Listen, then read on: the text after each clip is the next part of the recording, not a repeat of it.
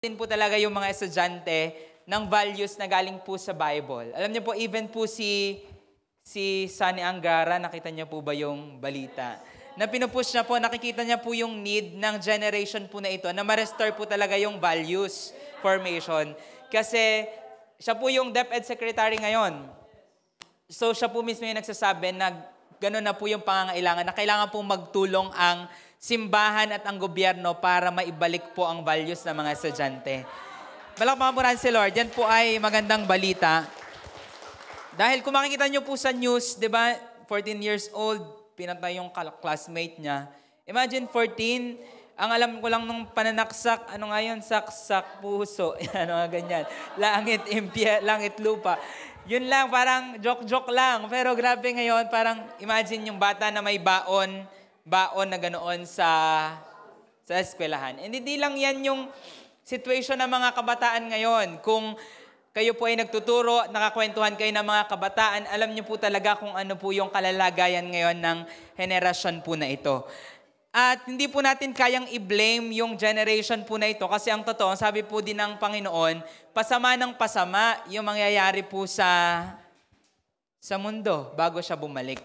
Kaya expect the worst pa. Pero bagaman you expect the worst, you will also believe for the best. Na ang Panginoon po kayang kumilos sa henerasyon po na ito at kaya ng Panginoon magdala ng pagbabago sa mga bagay na imposible sa buhay po ng mga kabataan.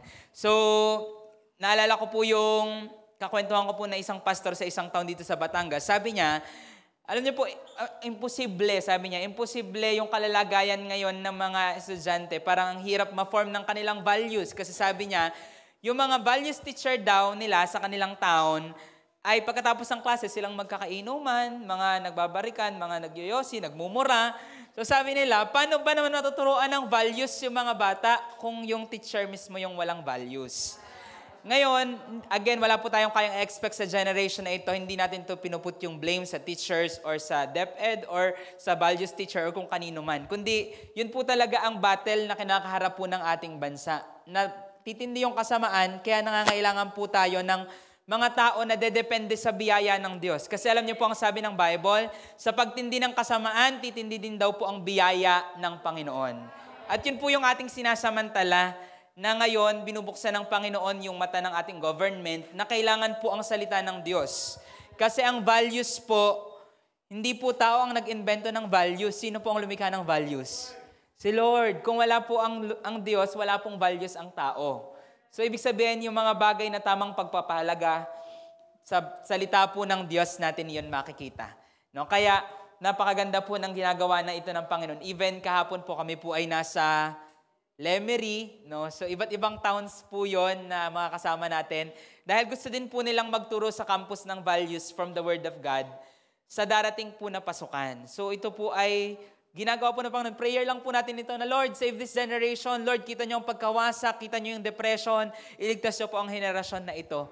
And ginagawa na po ng Panginoon dito po sa ating province. So isama po pa rin po natin sa prayer kasi warfare po ito. Ang inilalaban po natin dito ay buhay po ng henerasyon na ito. Araw-araw po, nakikita niyo po ba yung balita? Grabe, sobrang, hindi ko naman siya sinesearch, pero yun lang talaga yung lumalabas. Inabuso, pinatay, pinagsamantalahan ng kanyang ama, ng kanyang lolo. Sunod-sunod po yun. Parang kung babasahin mo, grabe, parang pare-parehas na balita itong lumalabas sa FIDA. And yun po yung katotohanan, realidad ng ating pong kinalalagyan. Kaya nangangailangan po tayo ng himala ng pagkilos po ng Panginoon. Pero sa Diyos, walang imposible. Sabi mo sa kanila, walang imposible sa Diyos. So yun po yung ating pinanghahawakan na yung henerasyon po na ito ay para sa Panginoon. Mababago po yung mga kabataan at sasambahin din po nila ang ating Diyos na sinasamba ngayon pong oras na ito. So sa bawat isa po, actually meron po tayong mga kasama mula po sa ating mga estudyante. Yay! So kami ay masaya, no, guys, na kayo ay nandito. Class, masaya kami nandito kayo. Yes. Mga teacher, sabi na mga teacher, tapos ganito pala yung meron sa church. No? So, this is our prayer na patuloy na mapalapit yung mga kabataan, yung ating po mga estudyante kay Lord. So, naranasan nyo na po ba na mag-DIY? Familiar po kayo sa DIY? Sino po dito naranasan mo ng mag-DIY? Taas kamay. Yes, mga DIY people. Oh, meron dito, ang dami. Yan. So, pag sinabi po nating DIY, ibig sabihin po nito, do it yourself. Do it yourself. Di ba merong store dito sa Lipa? Anong store yon? Mr. DIY. Kasi nga po, nauso po yung, actually ilang years na po yun, nung nauso yung social media, kumalat din po yung pagdi-DIY. Ibig sabihin po ng DIY, ginagawa mo yung isang bagay na hindi dapat ikaw yung gagawa, kundi professional, pero ginawa mo na lang kasi, ano pong reason ng mga tao, bakit sila nagdi-DIY?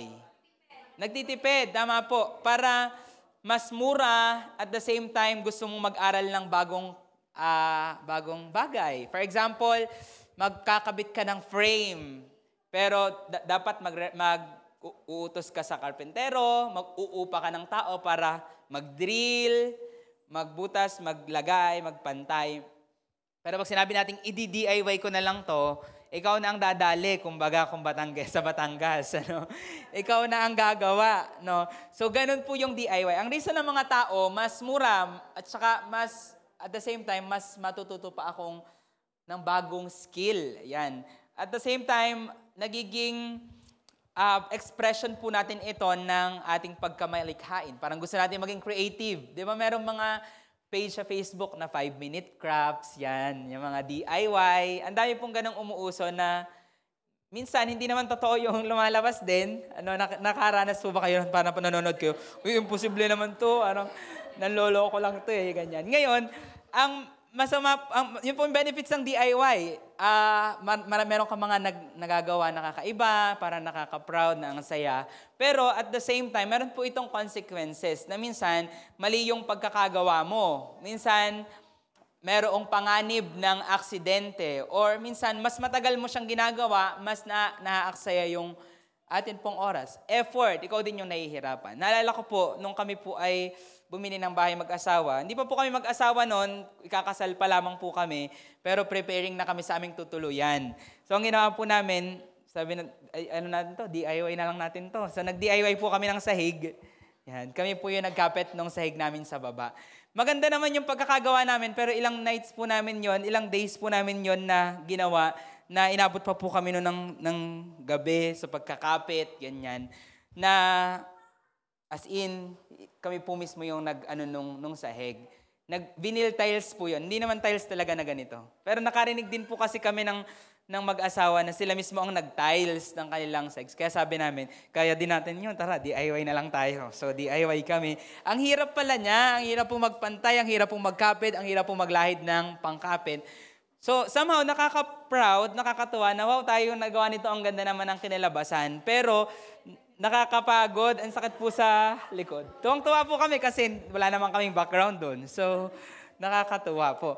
Pero at the same time, mas mahabang oras ang atin pong nasasayang. Kasi, yun nga po, tayo po yung gumagawa sa ating sarili instead na tayo po ay magbayad. Kasi nga po, possible, gusto natin yung mas mura or mas matipid. So, ang masakla po, minsan, mas tumataas yung gastos kasi nag-DIY tayo sa halip na ibinayad mo na lang, mas naparami ka ng materyales kasi nasayang, tama po. Parang pag-try mo, ay, mali pala ito, ay, mali yung gawa, ulit, yan.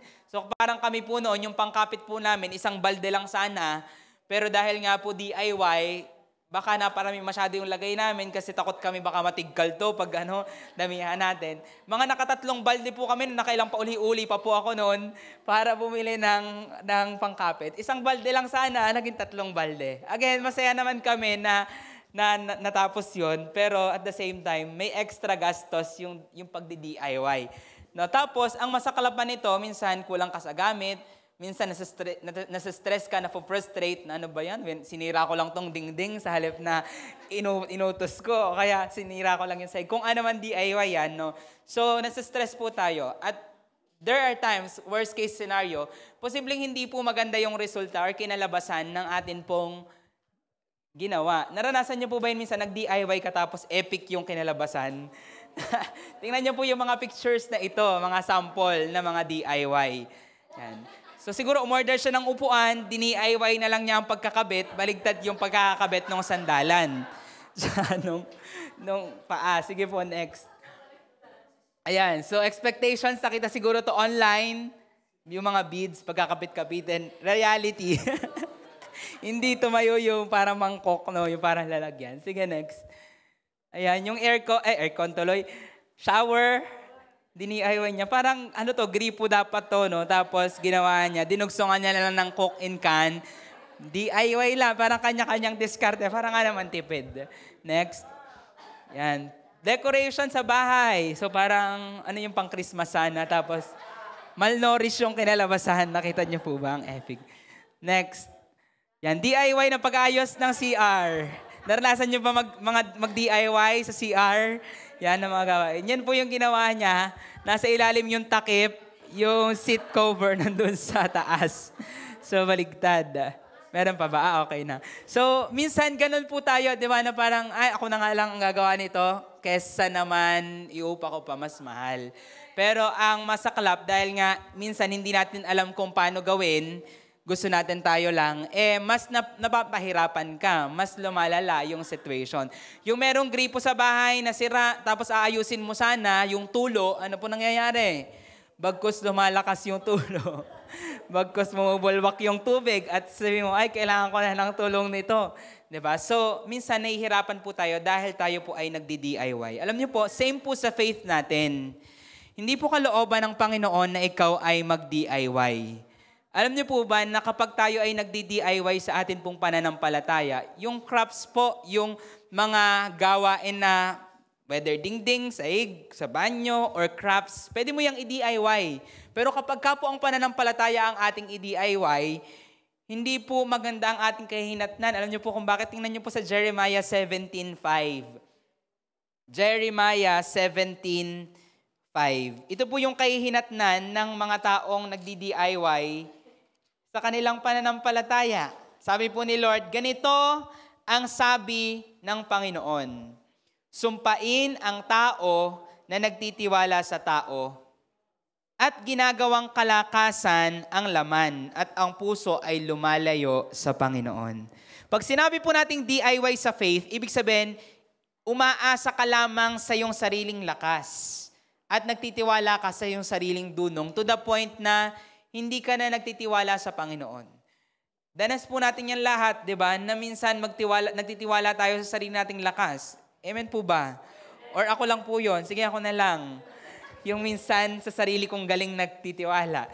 So, lahat po tayo may ganyan na kinakalimutan po natin na magtiwala sa Panginoon at sa Kanya umasa ng lubos. Alam niyo po, sabi dito ng Panginoon, sumpain ang tao na nagtitiwala sa tao. Sino po dito gusto mong sumpain ka? Taas ang kamay ng gusto ng sumpa. Di ba parang pag merong sinasabi sa yung kalaro mo ng bata na parang mga sumpa, like mamatay ka sana. Di ba yung mga ganun, yung mga bata parang papatayin kita, lagot ka sa akin, ganyan. Or minura ka, di ba ang ginagawa po natin, either tumotoktokan ng bata, knock on wood, yan, mga pamahiin, yan, wala po yan sa Bible. Pero at the same time, minsan parang sinasabi mo, parang hindi mangyayari, ganyan. Ang sama ng bibig mo, ganyan. So, ayaw po natin yung sumpa. Ayaw natin na merong magsusumpa sa atin ng masamang pangyayari. Pag nalaman mong kinukulam ka or may witchcraft yung mga kapitbahay mo, di ba parang isip mo, siguro kinukulam ako ng kapitbahay natin or kinukulam ako ng tao na to, ng ganyan. Ayaw po natin yung sumpa. Pero alam niyo po ba, na ang masaklap, may sumpa na galing mismo sa Diyos. Sino po dito alam mo na pag ang sumpa galing sa Diyos, mas malala? Di ba? Alam po natin yan. Ngayon, sabi dito ng Panginoon, pag nagtitiwala ka daw sa tao, siya mismo yung nagsumpa sa'yo. Sumpain ang tao na nagtitiwala sa tao. Kaya ibig sabihin po pala nito, makikita natin dito na sa pananampalataya, bawal ang DIY. Sabihin sa kanila, bawal ang DIY. Pag sinabi po nating DIY, do it yourself, yung ikaw lang, yung hindi kasama ang Panginoon. Tingnan nyo po, open your Bible sa Kawikaan 14:2. Kawikaan 14:2. Proverbs in English. Proverbs 14, verse 2. Ang lumalakad, 14:12 po pala, mayroong daan na tila matuwid sa isang tao, ngunit mga daang tungo sa kamatayan ang dulo nito. So minsan po pala, may mga bagay na akala natin tama yung ginagawa natin, tama yung patutunguhan natin. Kasi tayo mga tao, kanya-kanya tayo ng galing, di ba? Sabi mo sa atin mo, galing mo? Yan. So may kanya-kanya tayong galing na parang ang galing natin sa mga desisyon natin sa buhay, pero ang hindi pala natin alam, kapahamakan pala ang patutunguhan natin doon sa mga akala nating okay.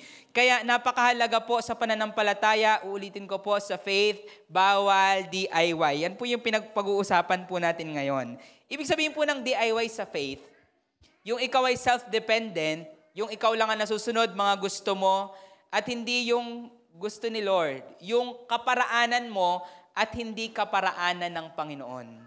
Sino po dito naranasan mo na minsan meron kang ginagawa, dinepende mo sa sarili mong lakas, tapos epic fail ka. Naranas mo natin yung lahat, katulad po ng mga pictures kanina, na ginawa mo tapos epic fail na naman kasi ako na naman to. Diba? So, ayaw po yun ng Panginoon. Ang kalooban po ng Panginoon, maging marunong po tayo kasi meron po tayong kakampi na napakadunong at napakatalino. Alam niya ang lahat. Sino po yung kakampi na yon? Si Lord po mismo. Di ba minsan, kapag for example sa school, naalala ko po na ako estudyante, may groupings, tapos kakampi nila yung magagaling, yung matatalino, tapos natalo pa sila. Parang feeling ko, ano ba yung mga yon? Partida pa. Wala kaming kasamang magaling, ganyan. Parang iniisip natin na dahil sila yung may kakamping magaling, dapat sila yung mananalo. Pero dahil po possible, wala silang teamwork or unity, hindi sila nakipagtulungan sa isa't isa, epic fail sila. Alam niyo po ba na yung mundo po na ito ay isang laban? Isang laban. Merong kampi-kampihan nangyayari. Yung iba ang kakampi nila, politiko. Yung iba ang kakampi nila, pulis. Yung iba kakampi nila, kayamanan. Pero alam niyo po, tayo po mga mananampalataya sa Panginoon, meron kang the best na kakampi. Sino po ang kakampi mo na the best? Si Lord. Ang masaklap po nito, madalas para tayo yung grupo na kakampi na lahat ng malakas pero talo pa din.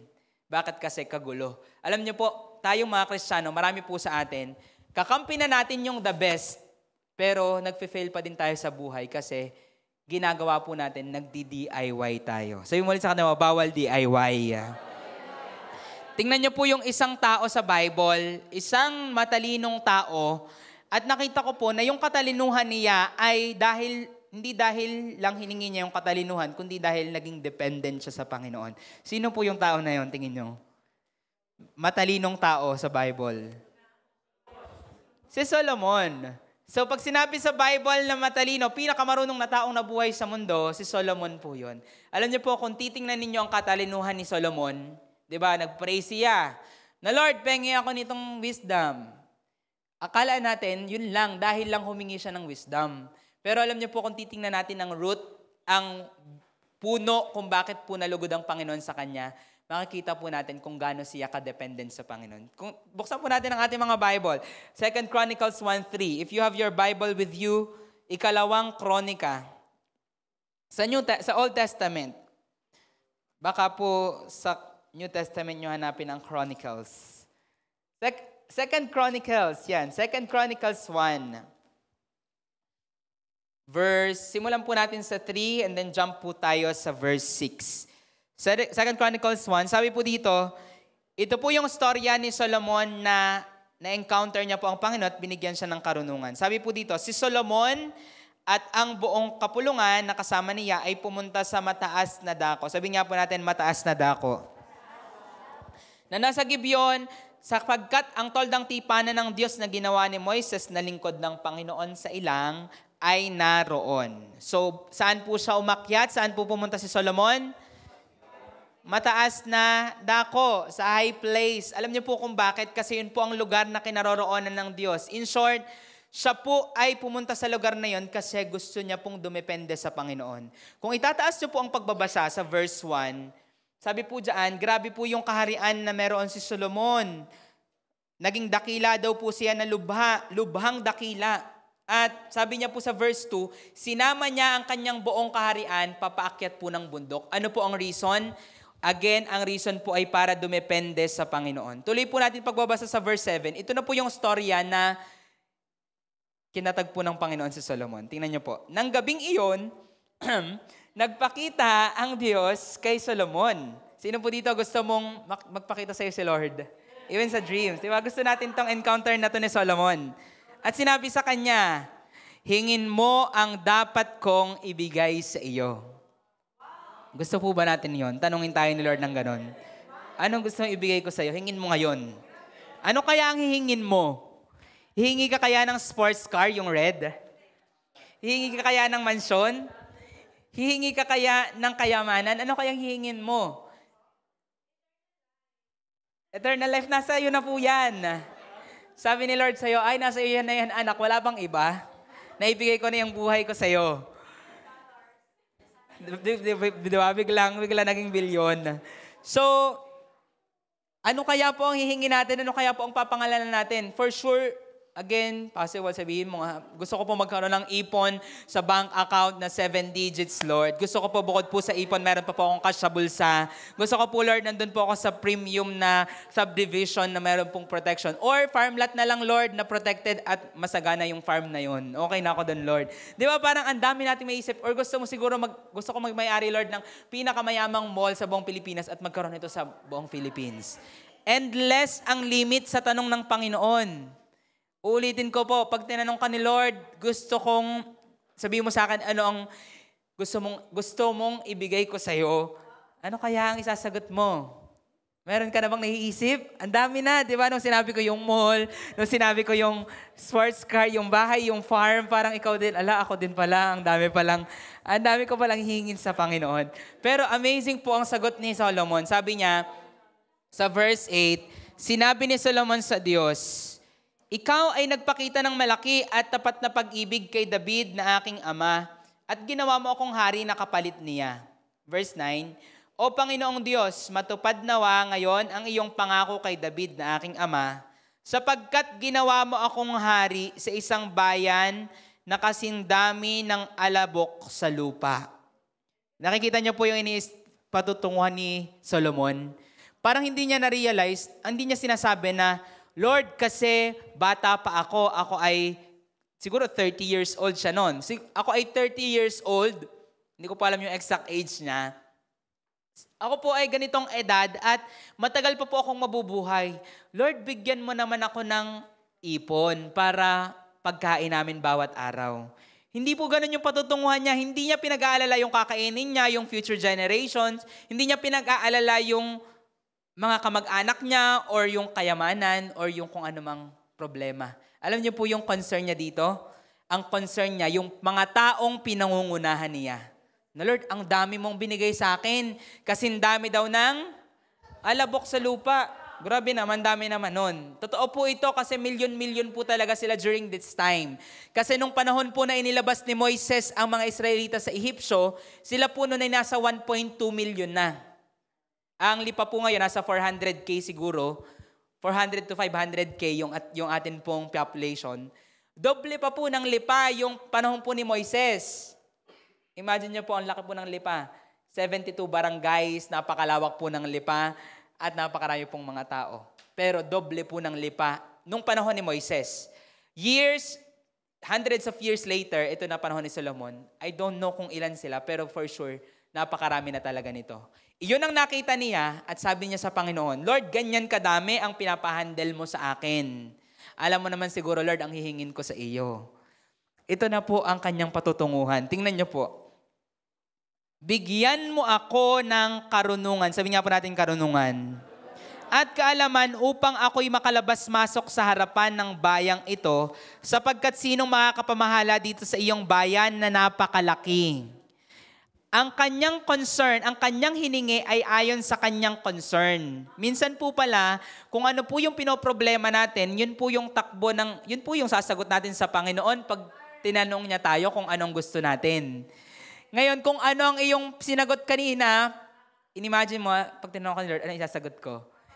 Ibig sabihin pala, yun po yung pinagkakaalala natin at pinagkakaisip-isip. Ayun po yung mahalaga sa ating puso, sadly. Kasi po, yun po yung hihingi natin. Kasi kung makikita po natin dito si Solomon, tingin nyo po, tao po ba si Solomon? Kumakain po ba si Solomon? Magkakapamilya din po ba si Solomon? Magkakaroon po ba siya ng mga problema sa buhay sa hinaharap?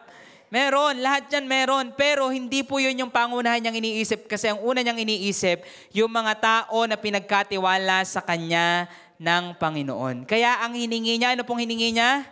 Karunungan. Para po ba sa sarili niya? Hindi, kundi para sa mga taong pinangungunahan niya. Ngayon, nakita po niya kung gaano siya kaliit at gaano kalaki ang kanyang pangungunahan. At sabi po dito, sabi sa verse 11, sinabi ng Diyos kay Solomon, sapagkat ito ay nasa iyong puso at hindi ka umingi ng ari-arian, kayamanan, amen? Karangalan, o ng buhay ng mga napopuot sa iyo at hindi ka man lamang humingi ng mahabang buhay, kundi humingi ka ng karunungan at kaalaman para sa iyong sarili. Upang iyong mapamahalaan, sabi nga po natin mapamahalaan. Ang aking bayan na dito ay ginawa kitang hari. Sinasabi dito ni Lord, hindi ka humingi ng kung ano man for yourself, kundi para sa mga taong pinungunahan mo. Ito ang sabi ni Lord, ang karunungan at kaalaman ay ipagkakaloob sa iyo. At ito pa, grabe si Lord mag-bless. Hindi lang yon, bibigyan din kita ng kayamanan, ari-arian, at karangalan na walang haring nauna o kasunod mo ang magkakaroon ng gayon. Ano pong pakiramdam? Diba kung yun ang bibigay sa'yo, wow, Lord, ang saya naman nun. Yung hindi ko hiningi, binigay sa akin. Sino po dito, nung estudyante ka, dahil mataas ka sa exams, binonus ka pa ng teacher mo sa ibang chapter test, sa ibang, di ba parang minsan, feeling natin ang unfair. For example, may mga athletes, yan, yung mga athletes natin nag-CCR, ay mga matataas, kumbaga nakakuha ng awards sa sports. Tapos pagbalik pa ng school, anong sabi ng teacher? Ay, accepted ka na sa exam. Ay, accepted ka na sa project. Ay, +5 ka pa sa iyong +2 pa. May mga ganun, di ba? +2 pa sa general average. Naka-encounter po kayo ng ganun? Parang, ang daya naman nun. Siya lang ang laging wala. Siya pang, may medal pa, may award pa na pera, tapos ganoon pa sa exam, ang daya. Ganun. So, ganoon po yung pakiramdam ni Solomon nung time na yon na, wow, Lord, hindi naman yan ang hinihingi ko. Pero sige, Lord, pwede na din, napilitan pa. Amazing po, kasi wisdom ang hiningi niya. Again, bakit niya hiningi ang wisdom? Para sa mga taong pinangungunahan niya. So, sino po dito gusto mo maging katulad ka ni Solomon? Hindi ka sure pag tinanong ka ni Lord mamaya kung si wisdom nga ba ang may sasagot mo. Paano pag tinanong ka ni Lord, may follow-up question si Lord? Sige anak, bibigyan kita ng wisdom. Aanhin mo ang wisdom. Ano isasagot mo? Diba? Kasi si Solomon, alam ni Lord yung reason. Sabi niya, upang mapamahalaan mo ang aking bayan. Ikaw kaya, pag tinanong ka ni Lord, Lord, nakigaya lang ako eh. Kasi sabi sa preaching, hingin daw yung wisdom. Hindi ko din alam, Lord. Lord, siguro hingi ako ng wisdom para masagot ko yung tanong mo. Kaya pahingin na Lord ang wisdom. Sige na. So, hindi po natin alam kung ano sasagot natin. Pero this time po makikita natin, nakuha ni Solomon yung wisdom. Bukod po kay Jesus, si Solomon po yung pinakamatalinong taong nabuhay sa mundo. I believe si Solomon, tapos si Adan yung sunod. Kasi si Adan po yung unang tao, pinangalanan niya yung milyon-milyong mga hayop. Matalino hindi. Matalino. Paano ba naman yung papangalanan na yung tawag dito, daga, yung tawag dito, langgam, yung tawag dito, kurokotok, yung tawag dito ay, tipakalong, di ba? So, hindi natin alam kung paano niya pinangalanan nung panahon na yon. Hindi naman sila Tagalog nun, pero pinangalanan niya yung maraming species ng hayop, sabi sa Bible. So, next, I believe, again, top 1 si Jesus, tapos next si Solomon, next si Adan. I believe yun yung ranking nila. Bakit nangyari yon? Kasi nga po, si Solomon po ay humingi ng karunungan para sa kanyang taong pinangungunahan. Hindi makasarili po yung prayer niya. No, makita natin, ino-honor pala ng Panginoon yung mga panalangin natin na hindi pang sarili, kundi para po sa ibang tao. At makikita po natin dito, sa storya po na ito, 4 na bagay po na itinuturo when it comes sa pagdepende sa Panginoon.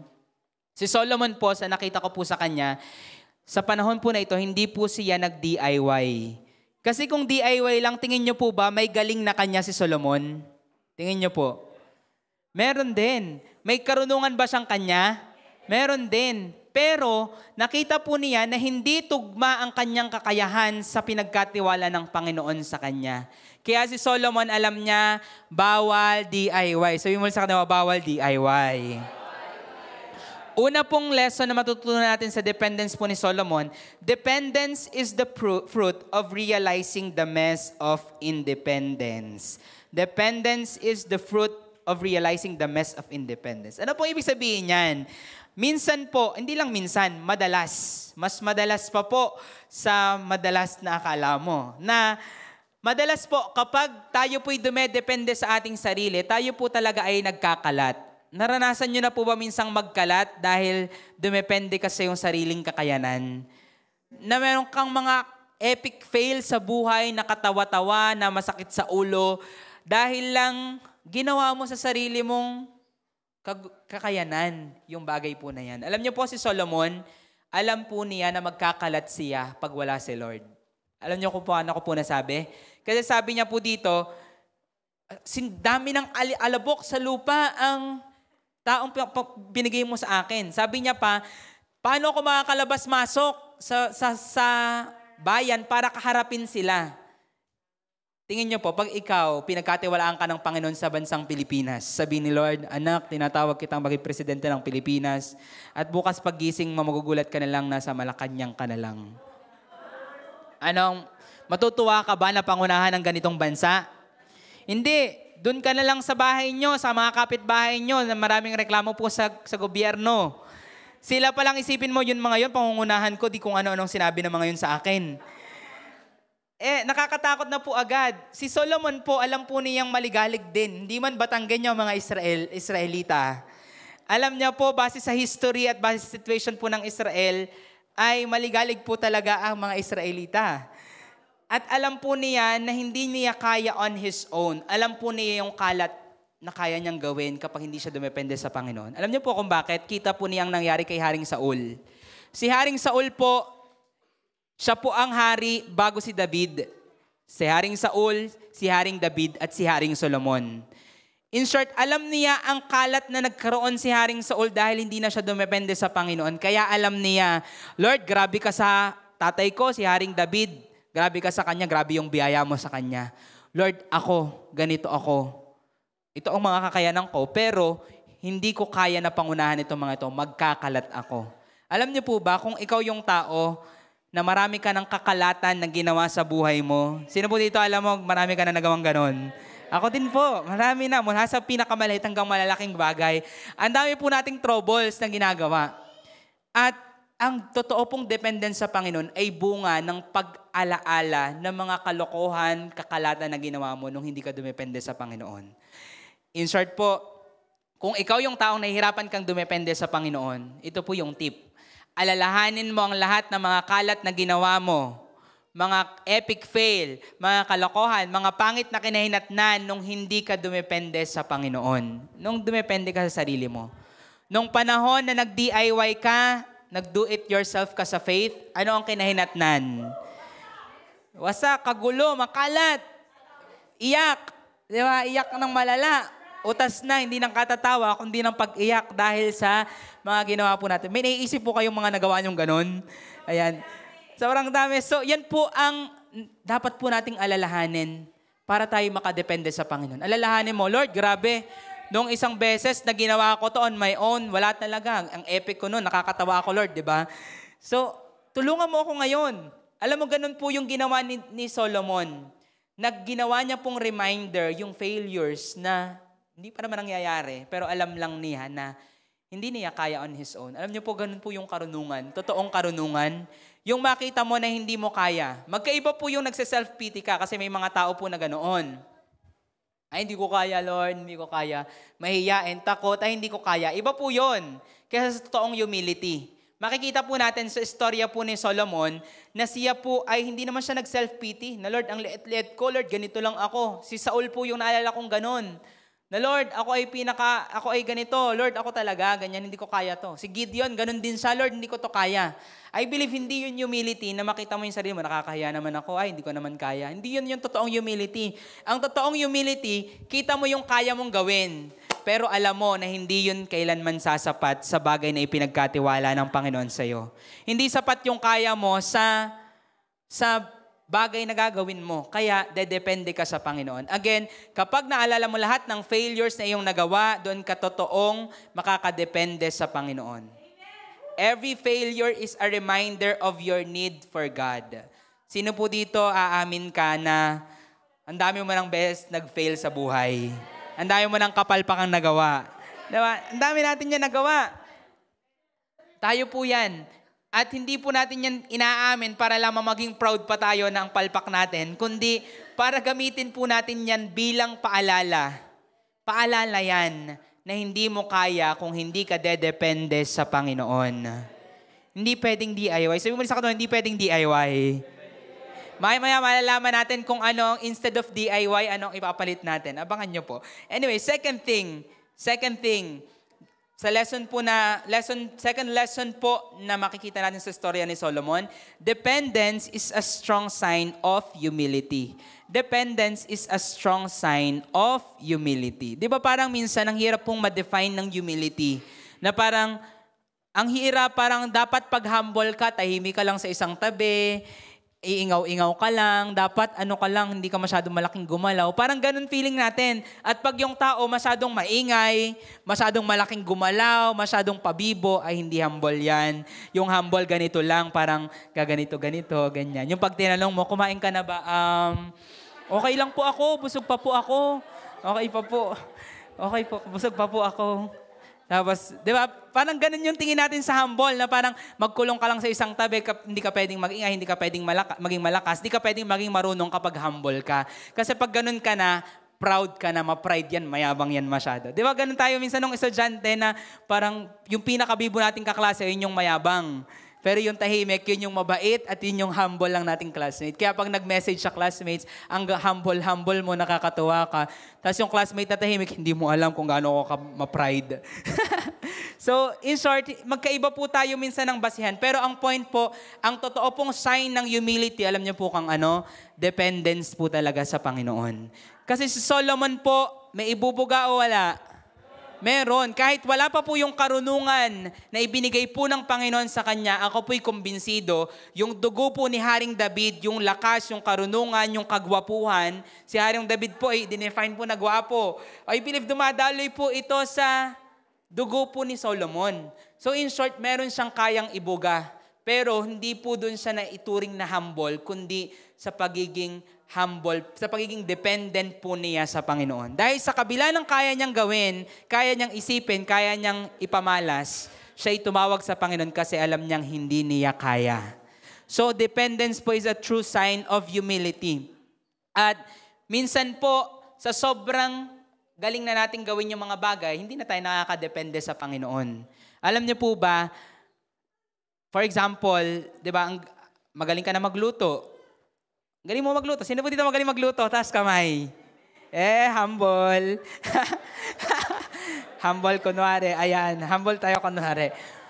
For example, magaling ka magluto. Tingin mo ba, magpe-pray ka pa bago ka magluto?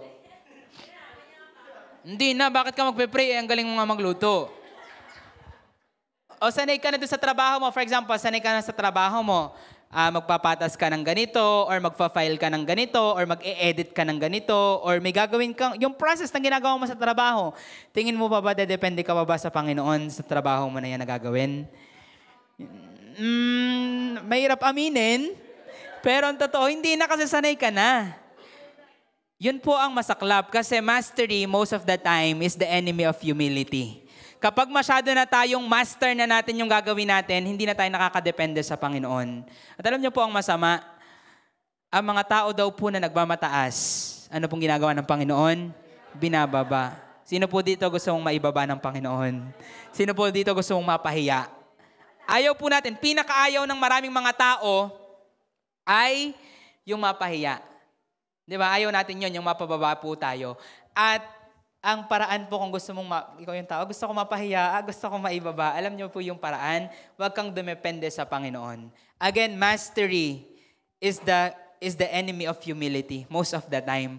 Kapag master na natin masyado yung isang bagay, master na nating tumayo, master na nating yung trabaho natin, hindi na tayo dumedepende sa Panginoon. Pero again, yung lesson natin na makikita dito, si Solomon po, tingin niyo po ba, may galing na po siyang ilid ang Israel? May galing na po ba siya? Meron na. Kung makikita niyo po sa verse 1, sabi po dito, pinatatag ni Solomon na anak ni David ang sarili sa kanyang kaharian. In short, ang strong na po ng kanyang kingdom.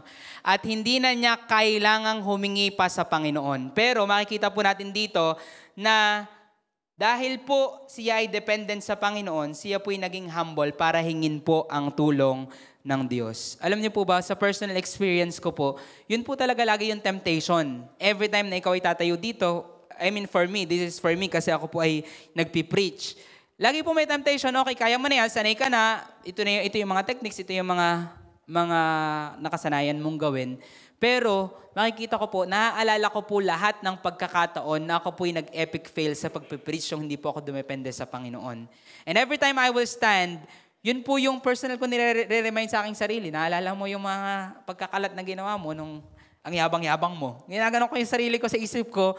Kasi alam ko po talaga, ang daming epic fail. Ang dami kong epic fail nung mga panahon na hindi ko po alam paano depende sa Panginoon. That's a tip na kailangan mong dalahin. Every time na may gagawin ka, remind yourself, anong kalat yung ginawa mo nung mga nakaraan nung hindi ka pa dumedepende sa Panginoon. Kaya, use that as your motivation. No, Lord, kailangan ko talaga ng pagsama mo ngayon. Kung hindi mo ako sasamahan, magkakalat lang ako. Epic fail na naman yung gagawin ko. Kalokohan na naman itong gagawin ko. So again, gusto po ng Panginoon tayo po yung maging dependent sa Kanya dahil ayaw po ng Panginoon na tayo po ay makita na nahihirapan. Tingin niyo po ba masaya si Lord na ikaw ay naghihikahos, hirap na hirap, umiiyak, duguan, sugatan? Masaya po ba si Lord na makita kang ganon? Hindi. Kaya nga po ang Panginoon, ang panawagan niya, be dependent sa Kanya. Maging dependent po tayo sa Kanya. Kasi kung hindi po natin yun gagawin, ikaw ang mangangawawa. Pag ikaw ay nag-DIY, ikaw ang mangangawawa. Ulitin mo sa katabi mo, bawal DIY. Thirdly po, third lesson po na makikita po natin sa buhay po ni Solomon, dependence is manifested in prayer. Dependence is manifested in prayer. Ibig po sabihin, ang totoong dependent na tao ay prayerful. Not prayerful in a way na lagi lang nasa prayer room or yung as in nagkukulong na lang para lang mag-pray. Hindi. Prayerful in a way na alam mong buhay mo yung panalangin. Ano man ang iyong ginagawa, nagluluto, kung ano man, alam mong kinakausap mo ang Panginoon. Of course, we value the time ng secret place. Alam nyo na po yan. Napakaraming beses na natin yung pinag-usapan.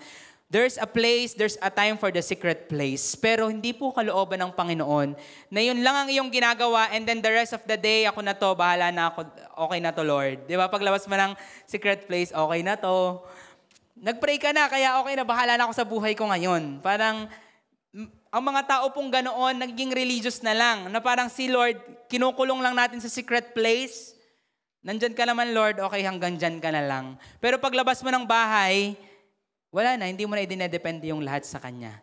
Alam niyo po, ang totoong taong dependent sa Panginoon, makikita po natin sa istorya po ni Solomon, na siya po ay kinausap niya ang Diyos at nag-lead po ito sa Kanya para sabihin talaga sa Panginoon ang laman ng Kanyang puso. Imagine nung tinanong siya ni Lord, anak, anong gusto mo? Hindi niya dinirekta, karunungan po.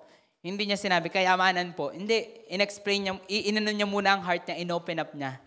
No, Lord, ito talaga, honestly, ito yung kalalagayan ko. And then, sinabi niya, ito yung pinangungunahan ko. Sa Kanya hiningi yung wisdom, yung karunungan. Ibig sabihin, nag-lead po ito sa Kanya para mag-pray, even ng specific prayers. Hingin niya talaga yung gusto niya, yung bagay na tingin niyang kailangan niya. Tingin mo, anong bagay iyan na kailangan mong idepende sa Panginoon? Sa sitwasyon ng buhay mo ngayon, anong bagay kaya po iyan?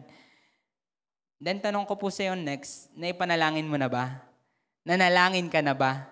Kasi alam niyo po, ang totoo pong dependent sa Panginoon, tatakbo po talaga sa Kanya palagi sa pamamagitan po ng panalangin.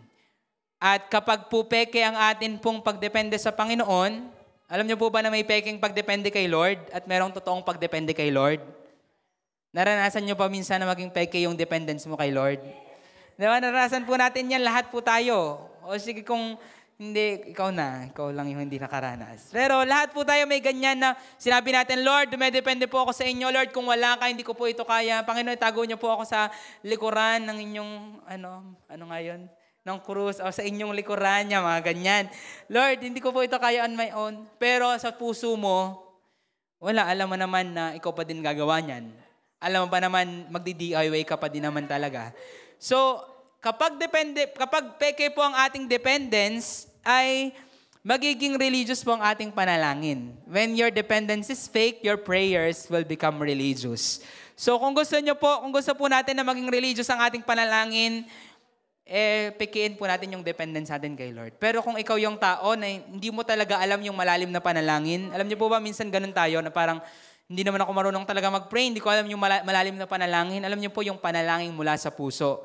Na Lord, kita mo talaga na hindi ko kaya on my own. Yan po'y ino-honor ng Panginoon. At kung ikaw yung tao na sawa ka nang mag-pray, parang feeling mo, ang religious ko ng manalangin, parang paulit-ulit na lang, parang wala nang sense. Alam mo yung parang empty na lang, bumubukas na lang ang iyong bibig, pero hindi mo na ma-feel yung prayer mo. Why not depend on the Lord? Depend on the Lord. Alam niyo po ba kahit pananalangin, pwede mong idepende sa Panginoon? Pag nag-pray ka, tapos sa sarili mo pa ding lakas, epic fail pa din yan. Pero may power yan kasi prayer yan. Pero alam niyo po ba na ang Panginoon, nagbibigay din siya ng kakayanan para manalangin? Nagbibigay pa siya ng katulong. Ang sabi po ng Bible, ang totoo, hindi natin kayang manalangin. Pero ano daw pong ginawa ni Lord? Binigay niya ang kanyang Espiritu, ang Espiritu Santo, para tulungan tayong manalangin. Ibig sabihin, kahit pala prayer, pwede mong idepende sa Panginoon. For example, papasok ka na sa secret place. Pagpasok mo, start mo pa lang, Panginoon. Inaanto ka na agad, Lord pa lang nasabi mo. Pwede mong idepende yun kay Lord. Lord, ang hirap ako mag-pray ngayon. Tulungan niyo nga po ako. Kasi sabi, pwede ko daw idepende sa inyo lahat ng bagay. Alam niyo pa, sabi ni Apostol Pablo, huwag kang mag-alala sa anumang bagay. Sa halip, sa lahat ng bagay ay manalangin ka. Ipanalangin mo daw ang lahat ng bagay. Ibig sabihin, walang exemption kahit pagpipray, kahit pagpunta ng church, kahit pakikinig sa church, kahit pagkanta. Parang hirap na hirap ka na gawin yung mga bagay na yan. Pwede mo din niyang ipag-prayingin kay Lord. Lord, nahihirapan po ako ngayon, tulungan niyo po ako. Kasi ang totoo po, kung totoo kang dependent kay Lord, mananalangin ka. Alam niyo po ang totoo kung bakit di ka makapanalangin? Alam niyo po ang realidad? Masakit na katotohanan kung bakit hirap na hirap ka mag-pray? Mayabang ka. Nagdi-DIY ka. Hindi ka dependent kay Lord. Masyadong harsh. Pero yun po talaga ang realidad. Hindi lang yun pang inyo, huwag kayong mag-alala, pang akin din yun. Sa mga oras na hindi na po ako nagpe-pray, sa mga oras na nakakaligtaan ko mag-pray, naiisip ko na lang, oo nga, kayabangan to. Kasi imagine, ginawa mo yung bagay na ito nang hindi mo na ipanalangin na idepende sa Panginoon. Kahit pa nagawa mo yan ng okay, pero ginawa mo on your own, empty po yan. So in short, kung nahihirapan kang manalangin, hukayin po natin ang ating puso. Ako baga ay dumedepende na sa aking sarili o nakadepende pa ako sa Panginoon. Kasi ang prayerlessness po, kaya nga po ang sabi nila, prayerlessness is a sign of pride. Kasi nga po, kapag hindi ka na nananalangin, ibig sabihin lang nun, kaya mo na on your own. Parang sinasabi mo kay Lord, pag gising mo ng umaga, Lord, ako na to, dyan ka lang sa heaven, bahala na ako sa buhay ko. Alam kong busy ka, Panginoon. Alam kong may problema ka ding pinagdadaanan. Ako na to, ako nang bahala sa buhay ko. Parang ganun po yung sinasabi natin kay Lord, na parang feeling natin, may ganun po akong isip before, na sobrang dami ng tao sa mundo, baka abala si Lord sa ibang tao, so hindi ko na siya para abalahin. Alam niyo po ba, ganun pinaparamdam natin sa Panginoon tuwing hindi tayo nananalangin? Parang sinasabi natin sa Kanya, ako na to Lord, kaya ko na to, chill ka lang dyan. Ganun po yung pinaparating natin sa Panginoon. Kaya, kung totoo kang dependent sa Panginoon, yung prayer, hindi ka kailangan pilitin dyan. Hindi ka na nagpe-pray. Pray tayo, tara mag-pray. Hindi ka na kailangan hilahin. Alam niyo po kung bakit? Kasi matik lamang po yun, bubukal lang po yun kasi dumedepende ka sa Panginoon. Ang isa pong ang bata po ba, ang baby po ba, tinuturuan po bang baby na umiyak? Meron po ba kayo nakakitang nanay na tinuruan yung anak niyang umiyak? Na anak, pag ikaw na may kailangan, ikaw na may umiyak. Ay, gutom ka na pala diyan, di ka pa natawag. Meron ka pong gano'n na baby, naka-encounter. Meron baby na hindi masyadong iyakin. Pero lahat po ng baby marunong umiyak kasi yung pag-iyak po ng baby ay senyales na kailangan ko ng tulong. Either ako ay gutom, ako ay masakit ang tiyan, o either merong nangagat sa akin o may nang-away sa akin. Yun po ang senyales, umiiyak po sila. Tinuturo po ba ang pag-iyak sa baby? Hindi. Alam niyo po ba na ang panalangin, ito po'y pag-iyak natin sa Panginoon. Hindi man literal na lagi kang umiiyak sa prayer, pero parang baby ka na umiiyak lang, na kailangan mo ng tulong kasi yung pagtawag mo, yung prayer ay tanda na kailangan mo ng tulong ng Diyos. Pero alam niyo po ang dahilan kung bakit yung baby hindi na umiiyak, may problema din po yung baby. Baka hindi siya totoong baby, baka manika lang to. Kasi hindi siya umiiyak. Ganon din po yung Kristiyano pong hindi nananalangin, ang totoo po, hindi na niya, manika na yan, hindi na dumedepende sa Panginoon kasi hindi na umiiyak. Nakakita po ba kayo ng isang teenager na nag-uuha pa na parang baby? Nakakita na po kayo ng ganun teenager? Pag meron pa pong ganyan dito, baka mabalibang ko po kayo. Biro lang. Ang harsh. Masarap balibangin po ang isang teenager na umiiyak pa. Bakit kasi yung teenager, kaya na niya magtimpla ng gatas niya kung gusto niya ng gatas, magluto ng pagkain niya, hindi na siya para dumepende sa kanyang magulang. Alam niyo po ba na ang mga Kristiyano ay inihalin tulad hindi sa adult, kundi sa baby, sa child, na lagi dapat depende sa kanyang magulang. In short, kapag pala tayo hindi na umiiyak, hindi na tayo tumatawag, hindi na tayo umuuha sa ating Diyos, ibig sabihin hindi ka na nagpe-pray, ibig sabihin lamang noon na hindi ka na dependent at masyado na po tayong mayabang kapag tayo po'y ganun. So, ang prayer po hindi siya kailangang ipilit. Ang prayer ay senyales na ikaw ay dependent kay Lord. Alam nyo, uulitin ko po, alam nyo po ang dahilan kung bakit kahirap na hirap mag-pray kasi possible po, ang yabang mo na at hindi ka na dependent sa Panginoon. So, ang susi, kung ikaw yung hirap mag-pray, susi po, hukayin po natin ang ating puso. Ako kayo dependent pa kay Lord o baka iniisip ko ako na may buhay ngayong maghapon kahit di naman ako mag-pray. Okay naman ako kahit di ako manalangin. So, suriin po natin ang ating mga puso kasi ang prayerlessness ay bunga lamang po ng pagyayabang. Ang prayerlessness ay bunga po ng pagdepende sa sarili, ng pag-DIY. Sabihin mo sa akin, bawal DIY. Alam niyo po ba ang panalangin itinuro ng Panginoon? Ano po ang title ng panalangin tinuro ng Diyos? Sige nga po ng Panginoong Jesus. Ama namin. Sa English ay, Our Father. Yun po ang title kasi dun po sinimulan ng Panginoon yung prayer. Our Father who are in heaven. Ama namin, sumasalangit ka. Alam niyo po kung bakit Ama namin? Kasi ang kalooban po ng Panginoon, maging katulad ka ng bata na dependent sa iyong Ama. Na hindi ka pupunta sa isang lugar nang wala kang kasama, na hindi ka mo gagawin yung isang bagay na hindi mo siya kasama, ganoon ka ka-dependent sa Kanya. Naalala niyo po ba nung kayo po'y bata, tatawid po ba kayong mag-isa bilang isang musmos? Hindi. Naalala ko po noon, ako po ay umiiyak sa mga mama, ako po'y musmos, siguro mga 5 or 4 years old. Umiiyak ako kasi gusto ko ng juice. Ganyan. Parang naalala ko noon, kumakanta ako ng Pamela 1, igalaw ang katawan, Pamela 2, kumimbot ng ganito, Pamela 3, wala akong maiinom. Tapos bigla akong umiyak, ganyan. Parang I feel hopeless, parang bilang 4 years old or 5 na gusto ko ng juice pero wala kaming juice, ganyan. Ang mga mama, nagtawanan sila kasi narinig nila ako, nakanta lang to kanina, tapos naiyak na to ngayon. So sabi nila, punta ka ng tindahan, bili ka ng juice, kaya mo na. First time ko po noon, I think, na tumawid ng kalsada, itinawid po nila ako, tatakbo na po ako sa tindahan, bumili po ako ng mga kalamansi. At yun po yung tinimpla ng mama pag uwi ko. Imagine, as early as that, hindi po ako tatawid ng kalsada ng on my own. Hindi po ako bibilin sa tindahan on my own.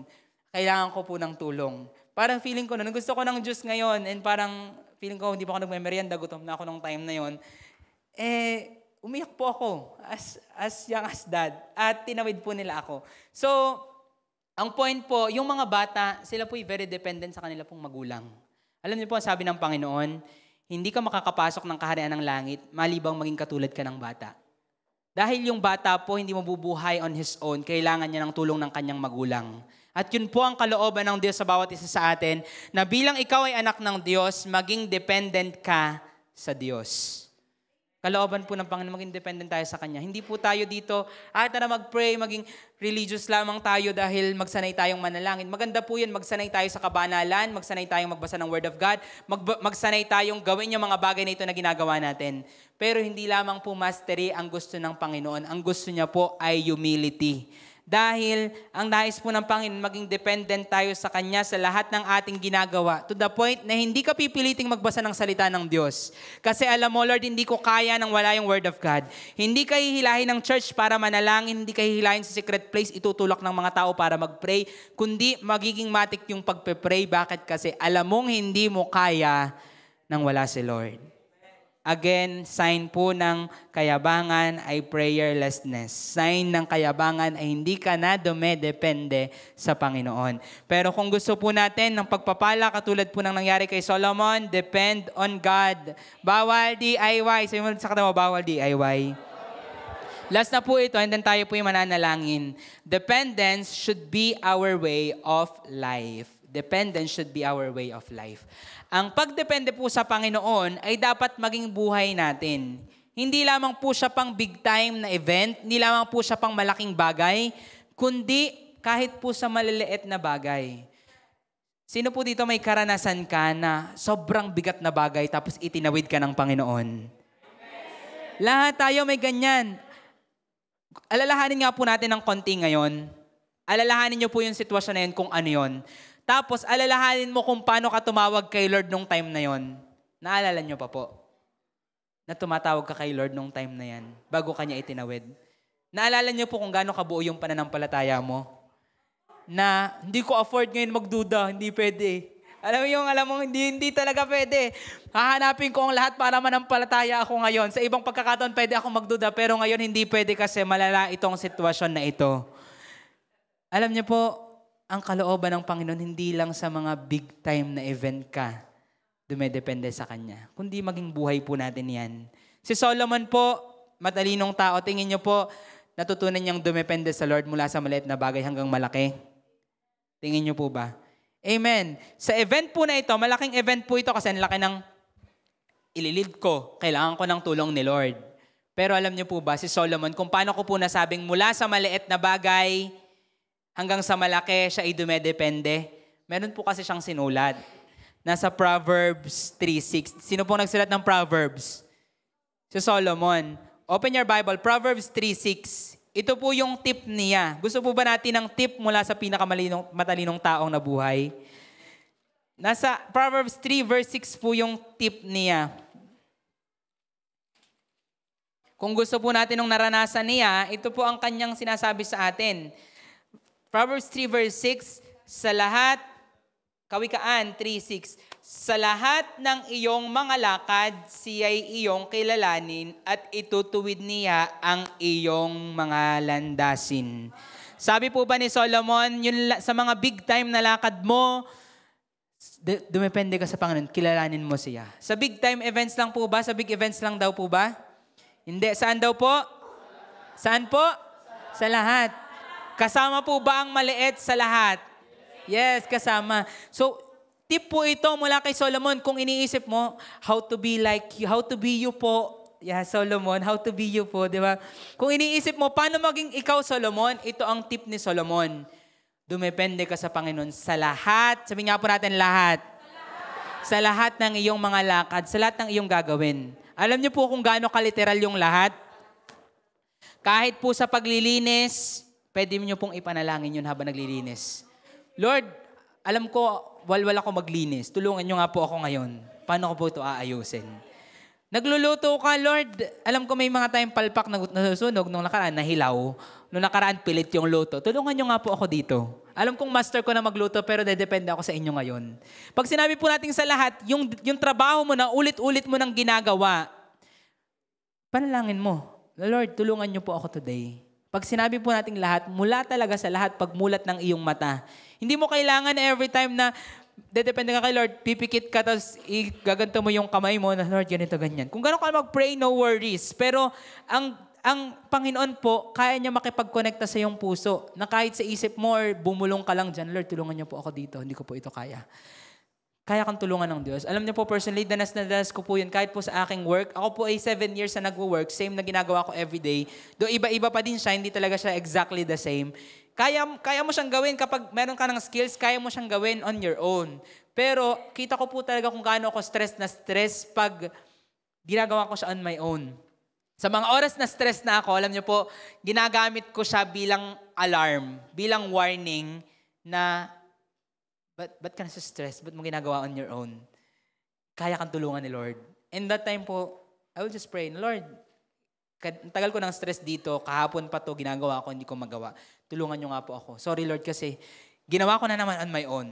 And alam niyo po, just isang click lang po ni Lord, kaya niya po mabigay ng idea dun sa ginagawa ko. And natatapos po siya ng mabilis. At kahit po ako, amazed ako dun sa nagawa ko. Naranasan niyo ba yun minsan? May nagawa ka, tapos ako talaga gumawa niyan. Yung parang iniisip natin na parang, wow, parang ang galing naman, natapos siya ng ganyan, ang ganda ng kinahinatnan. Parang hindi ko inasahan ng ganyan yung mangyayari. And then sa loob-loob mo, alam mo lang, si Lord yung may gawa kasi dumepende ka sa Kanya.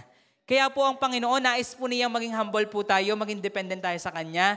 Again, pag sinabi nating humble, hindi yung ngingiming ka lang, iingaw-ingaw ka lang sa isang gilid. Hindi po. Actually, sign nga po yun ng pride. Ay, sorry po. Sorry po sa pasintabi po. No? Kasi, ang totoo po, ang pagiging mahiyain ay sign po ng pagmamataas. Talaga, hindi nga, humble nga ako, kaya nga ako mahiyain. Alam niyo po kung bakit? Kasi, yung mahiyain po, kung bakit sila mahiyain, kasi baka kung anong sabihin sa akin, baka ganipang sabihin sa akin. Pag ako umoo, pag may inalok sa aking pagkain, baka sabihin nila, ay matakaw yan, ay patay gutom yung batang yan, ay ganito yan. Iniisip po natin na, ay, kasi ginajudge ako. So masasaktan tayo. In short, sino ang pinoproteksyonan mo? Ang iyong sarili. So, yung mga tao na parang inisip natin, ang walang hiya ng tao na yun, no? Parang ang kapal lang ng mukha niya. Yung walang hiya na hindi naman yung mura, kundi yung wala siyang hiya, na parang ang lakas-lakas ng loob niya, parang kahit saan mo iharap, talaga namang sugod. Alam niyo po, isa po sa sign ng humility ng tao, yung hindi niya iniisip, yung iisipin ng ibang tao sa kanya. Hindi to the point na magwawalwal ka na lang, na parang wala ka nang pakialam sa iisipan ng iba, gagawin ko yung gusto ko. Hindi po, pride pa din yun na gagawin ko yung gusto ko. Pero ang totoo pong humility, ay malakas yung loob mo, hindi dahil sa kaya mong gawin, kundi kilala mo yung kasama mo. Pero alam niyo po kung bakit ka takot, kung bakit ka nahihiya, kung bakit ka nangingimi, kung bakit ka iingaw-ingaw.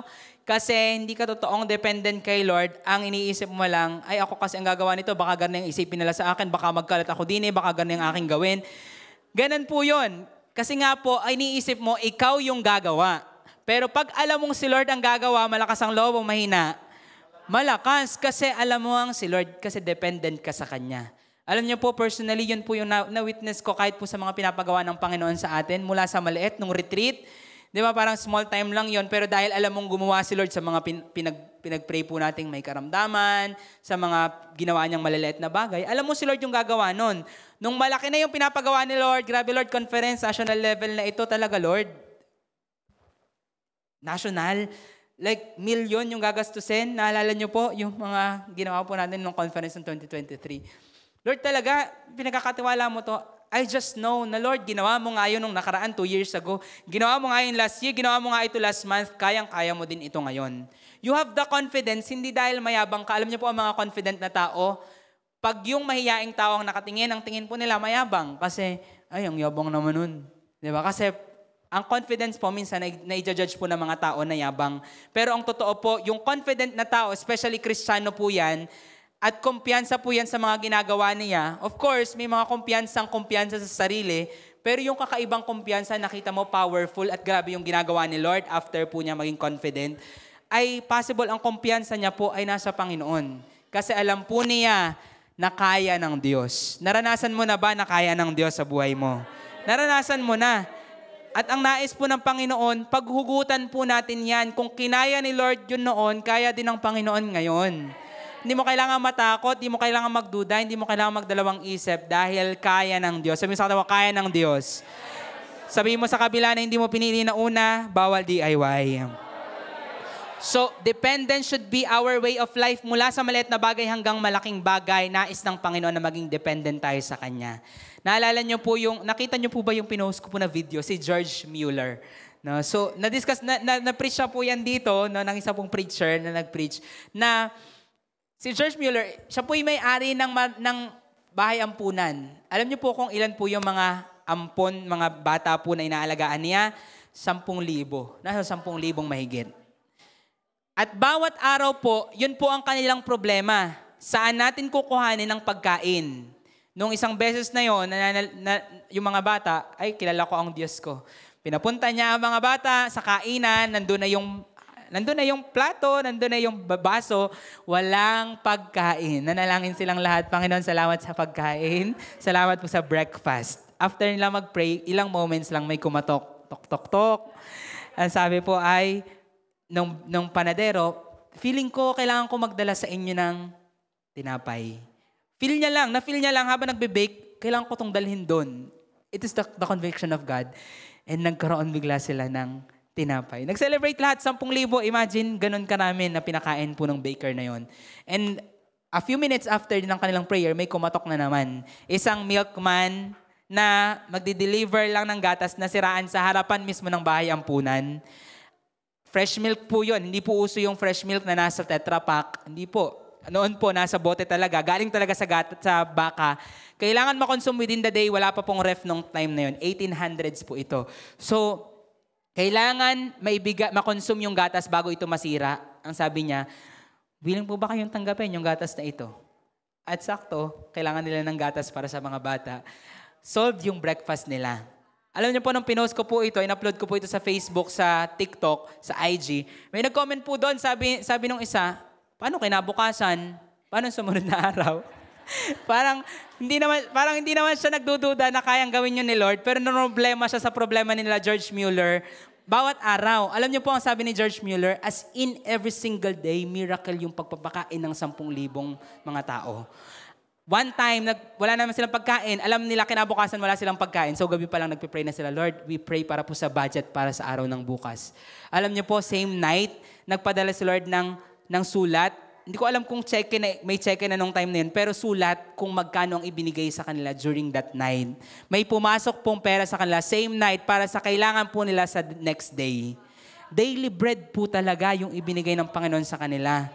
As in, kahit po yung pagbibuild po nila pina-expand po nila yung bahay ampunan, depende din po talaga ni Lord sa kanila. May experience po si George Mueller na nagpapatayo sila tapos dinepende niya sa sarili niya.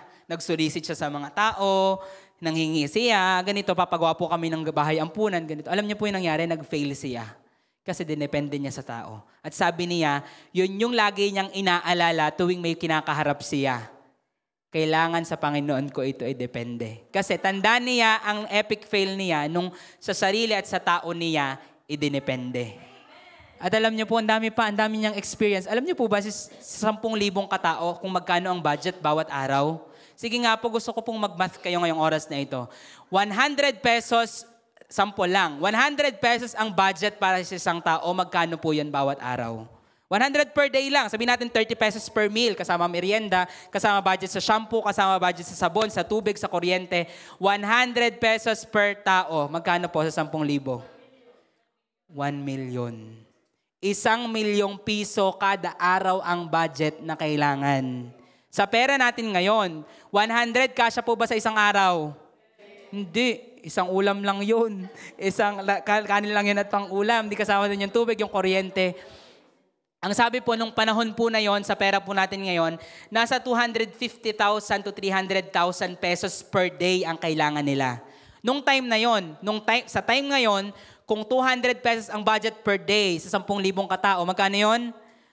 2 million. So, kailangan po nilang 2 million bawat araw. Realidad po yun. Imagine, yun po ang himala nila bawat araw. Every single day po ito, pinapanalangin nila. At alam niyo po ang sabi ni George Mueller, ang kanya pong sabi, I live in the spirit of prayer and faith. I speak to God about everything and I expect His answer. Ito po yung naging patotoo niya. Grabe po yung kanyang pananampalataya at yung pananampalataya po na yun nagdulot para kausapin niya ang Panginoon sa lahat ng bagay, bawat araw, sa lahat ng kailangan nila. At ang sabi niya dyan, sinasabi ko kay Lord lahat, everything, sabi nga po natin everything. Lahat talaga kinukwento niya sa Panginoon and sabi sa dulo, and I, ano po sabi? Expect His answer.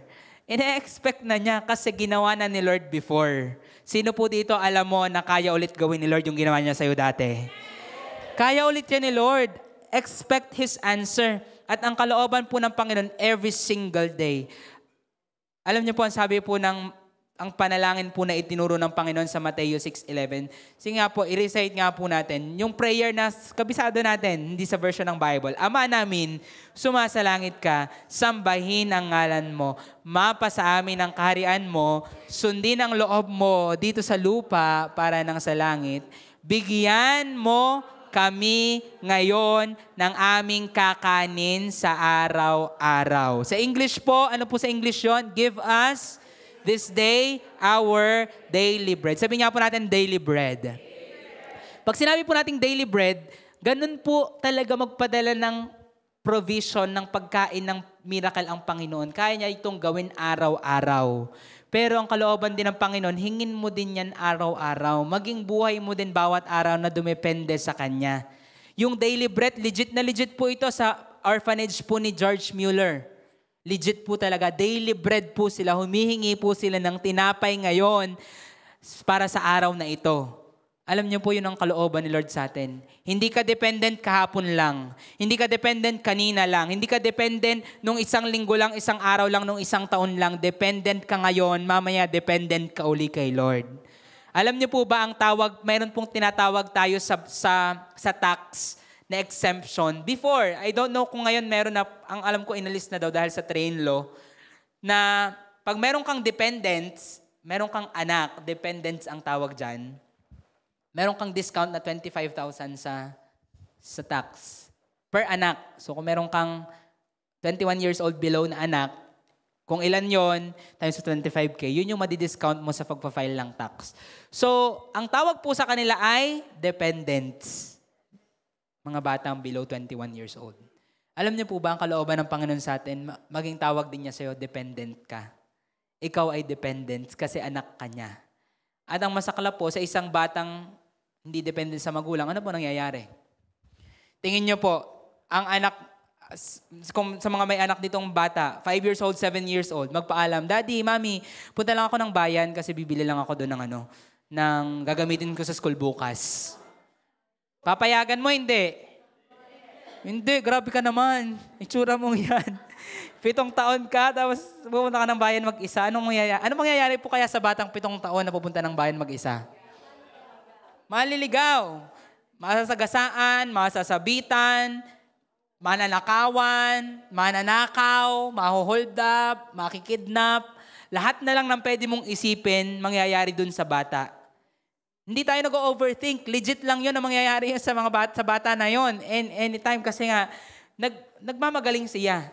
Alam niyo po ba na ganun ang itsura natin? Tuwing tayo po ay nagmamagaling sa buhay po na ito, na hindi tayo dumedepende sa Panginoon. Katawa-tawa ka. Mangangawawa ka talaga. Kasi nga po, ang kalooban ni Lord, ikaw ay maging dependent. Sabi mo sa akin, bawal DIY. Ngayon, kung bawal ang DIY, ano po ba dapat? Kung bawal po ang DIY, ito na po yung last verse natin babasahin at tayo po ay mag-pray na. Deuteronomy 5:6-7. Deuteronomy 5:6-7. Ito, nandito. Sige, basahin nga po natin sabay-sabay in 1, 2, 3. 1, 2,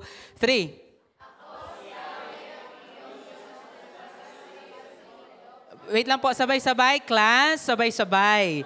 In 1, 2, 3.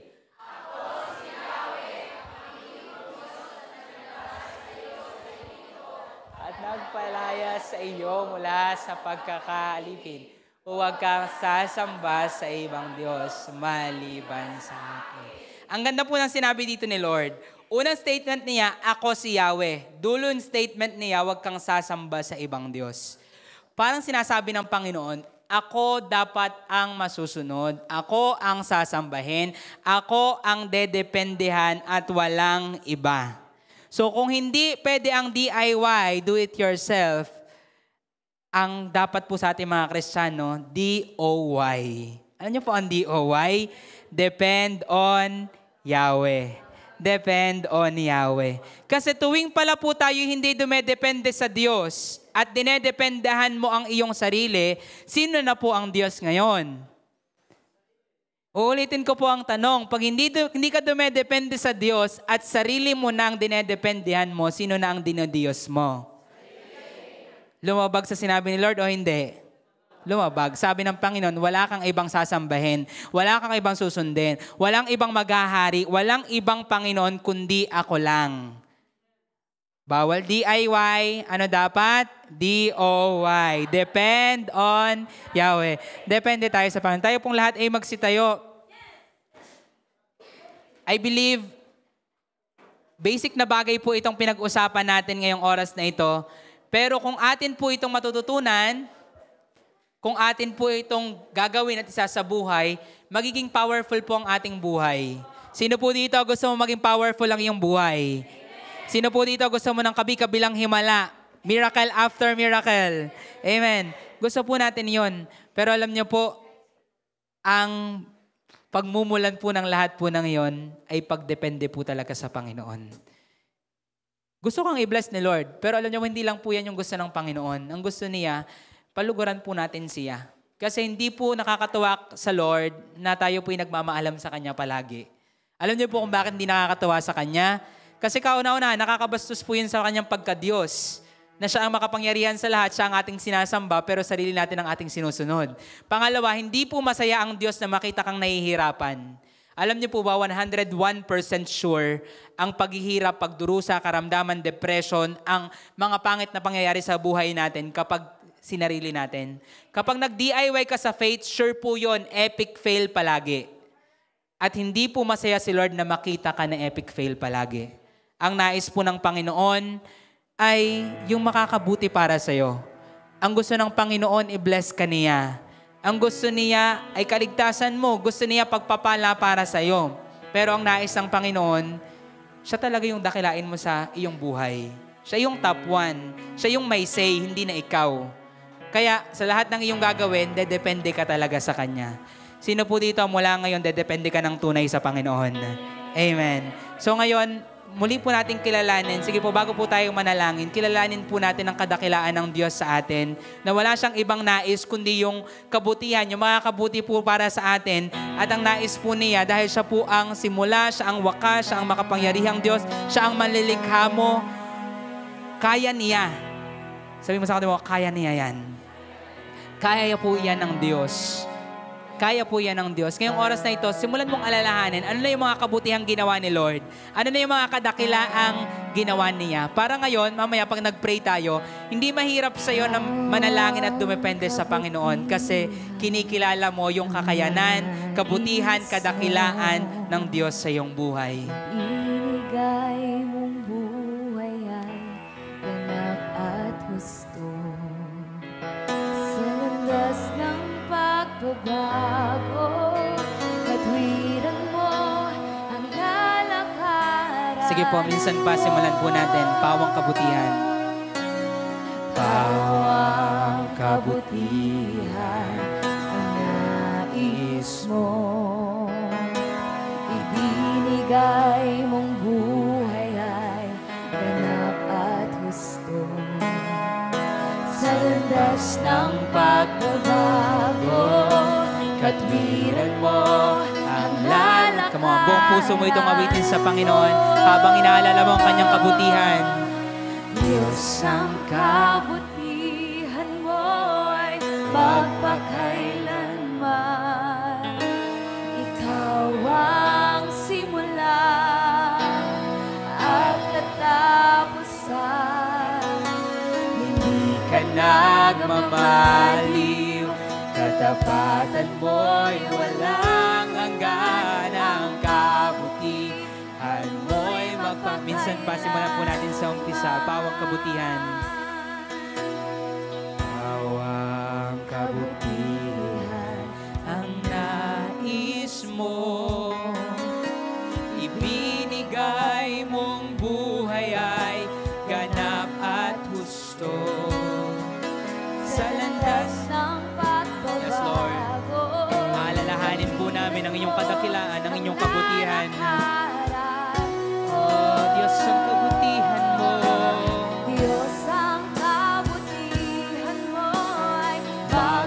magpakailanman.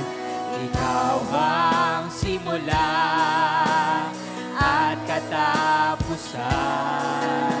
Hindi ka nagmamaliw, katapatan mo'y walang hanggan. Ang kabutihan mo'y magpakailanman.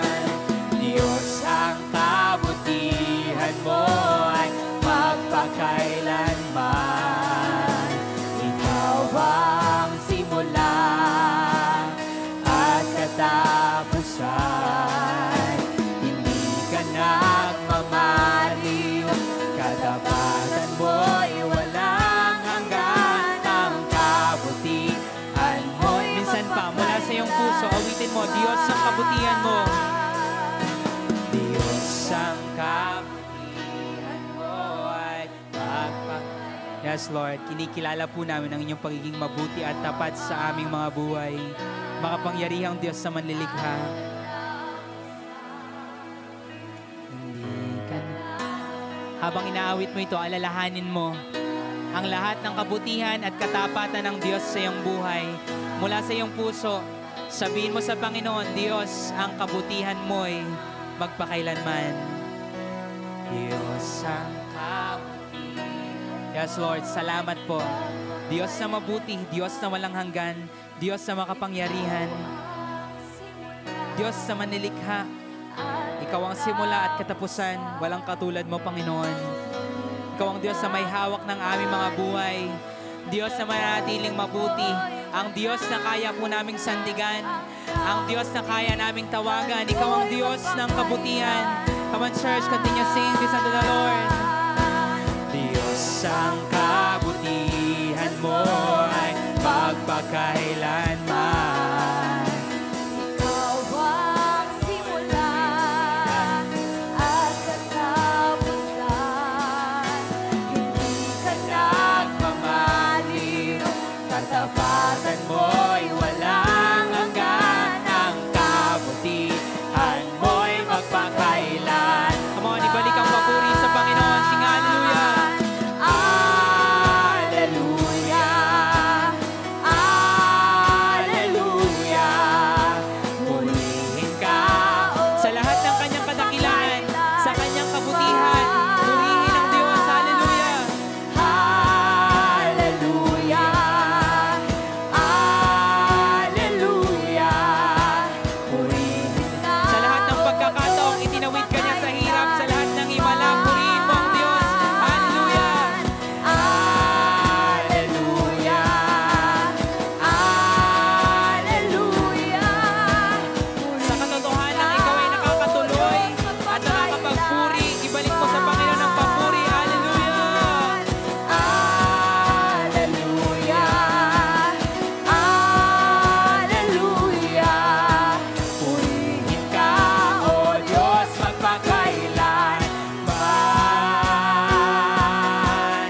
Diyos, ang kabutihan mo ay Yes, Lord, tanggapin po ninyo ang aming papuri, ang aming pasasalamat sa lahat ng inyong kadakilan at kabutihan. hindi ka nagmamaliw, katapatan mo'y walang hanggan. Ang kabuti. Sa huling pagkakataon, church, awitin natin ang kabutihan ng Diyos. Diyos, ang kabutihan. Salamat po, Panginoon. Salamat. Salamat, Jesus. Salamat, O Diyos.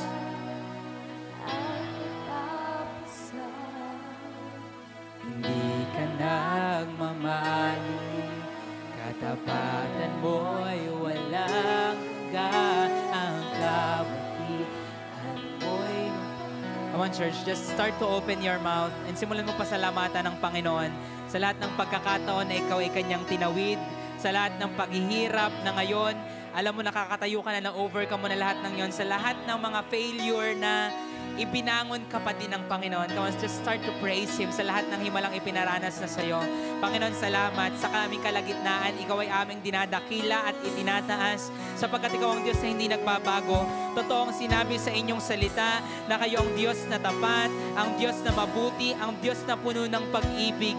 Hindi namin hiningi ang inyong katapatan pero ibinigay ninyo. Hindi namin hiningi ang inyong kabutihan pero ipinaranas sa amin. Lord, ang daming beses naming nadapa, ang daming beses naming muntikang tumalikod, ang daming beses naming munti ka ng sumuko, pero Lord, kami narito sa inyong harapan at kami nakakapagpatuloy. Dahil ito, Panginoon, sa inyong kabutihan, dahil ito sa inyong katapatan. Lord, salamat, karapat-dapat ka sa pasasalamat, karapat-dapat ka sa pagdakila, karapat-dapat ka sa pagsamba, Panginoon, purihin ka. Come on, church, let's start to praise the Lord. Ikaw ang simula at katapusan. Hindi ka nagmamaliw, katapatan mo'y walang hanggan. Ang kabutihan mo'y magpakailanman. Diyos ang kabutihan, Diyos ang kabutihan mo ay magpakailanman. Ikaw ang simula at katapusan. Hindi ka nagmamaliw, katapatan mo'y walang hanggan. Ang kabutihan mo'y magpakailanman. Ang kabutihan mo'y magpakailanman. Ang kabutihan mo'y magpakailanman. come on, continue talking to the Lord right now. If you have to repent of all the times na hindi ka dumepende sa Panginoon, just speak a prayer of repentance. Sa Panginoon, patawad po dahil ako po'y naging mapagmataas. Patawad po dahil ako po'y naging mayabang. Ang daming beses ko nang napahiya, pero Lord, may kayabangan pa din talaga, Panginoon, natitira sa akin. Patawad sa lahat ng pagkakataon na hindi po ako dumepende sa inyo. Kayo po'y aking nabastos dahil hindi ko po kayo tinawagan. Sa halip ginawa ko pong Diyos ang aking sarili. Panginoon, ngayon pong oras na ito, sinusuko ko po sa inyong harapan ang pagka-Diyos ng aking sarili. Lord, hindi na ako ang Panginoon ng aking sarili. Mula ngayon, kayo na po talaga ang aking Panginoon. Ikaw na ang masusunod. Come on, just surrender your will to the Lord. Surrender yourself to the Lord. Yung Lordship ng Panginoon sa buhay mo ang talagang maghari. Dahil nais po ng Panginoon na maghari sa iyo. Nais ng Panginoon na maging totoong Panginoon mo. Come on, surrender yourself to the Lord. The Lord, mula ngayon, ayaw ko na ako po ang masusunod dahil nakita ko kung gaano ako pumalya, gaano ako nag-fail nung ako po ang nasunod sa aking buhay. God, forgive me.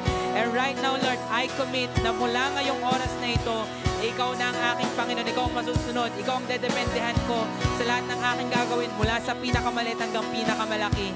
Personally, Lord, I pray for this church, God.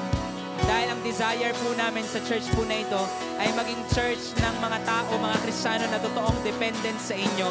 Sa oras na ito, Panginoon, dalangin ko po na ang bawat isa sa bawat araw, bawat bagay na aming gagawin, hindi po kami magmamayabang. Sa halip, Lord, kami po ay dedepende sa inyo.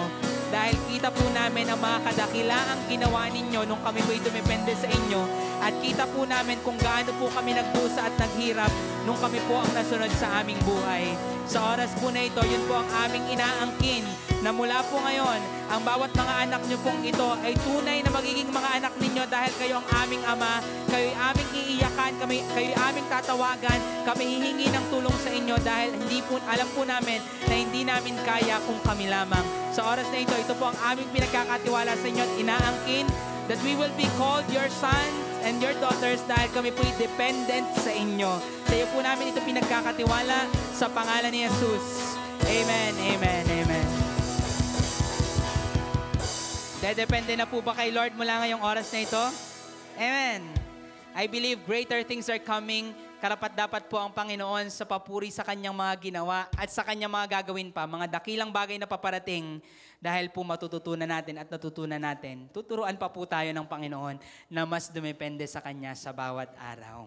So yun po ang ating